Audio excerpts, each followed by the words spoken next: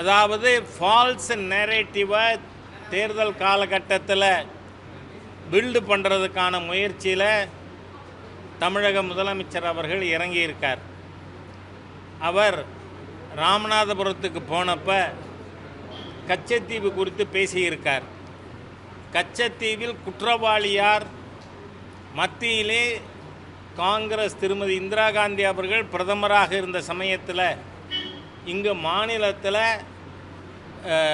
திராவிட முன்னேற்ற கழகம் திரு மு கருணாநிதி முதலமைச்சராக இருக்கும் பொழுதுதான் கச்சத்தீவு இலங்கைக்கு தாரை வார்க்கப்பட்டது.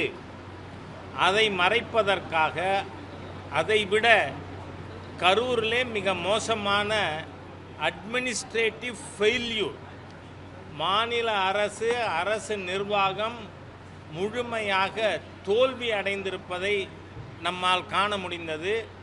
41 உயிர்கள் காவு வாங்கப்பட்டிருக்கிறது.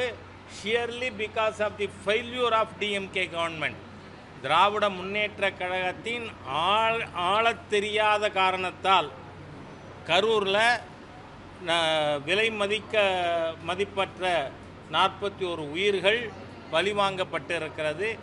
ஆகவே அதிலிருந்து மக்களுடைய கவனத்தை திசை திருப்புவதற்காக, தன் அரசின் தோல்வியை மறைப்பதற்காகவே தமிழக முதலமைச்சர் அவர்கள் கச்சத்தீவு பற்றி பேசியிருக்கார். முதல்ல 74 யார் பிரதமராக இருந்தது, யார் இங்கே முதல்வராக இருந்தால் அதை மறைமுகமாக ஆதரித்தது என்பதை மக்கள் புரிந்து வைத்திருக்கிறார்கள். ஆகவே தமிழக அரசனுடைய இந்த மக்களை திசை திருப்பும் தகுடு திட்டம் எடுபடாது என்பதை தெரிவித்துக் கொள்கிறேன்.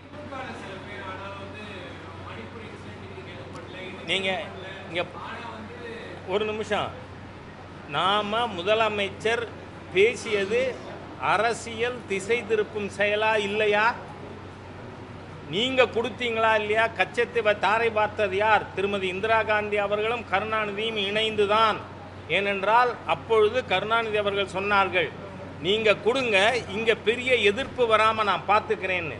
அதனால் இப்போ முதலமைச்சர் எழுப்பி இருப்பது எதற்காக? அவருடைய அரசாங்கத்தின் முழு தோல்வி.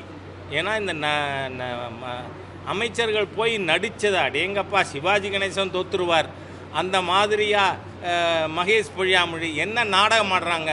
முழுமையாக தோற்று போன 41 படுகொலைக்கு காரணமான ஒரு மாநில அரசு மக்களை திசை திருப்புவதற்காக சொல்லி இருக்கிறது.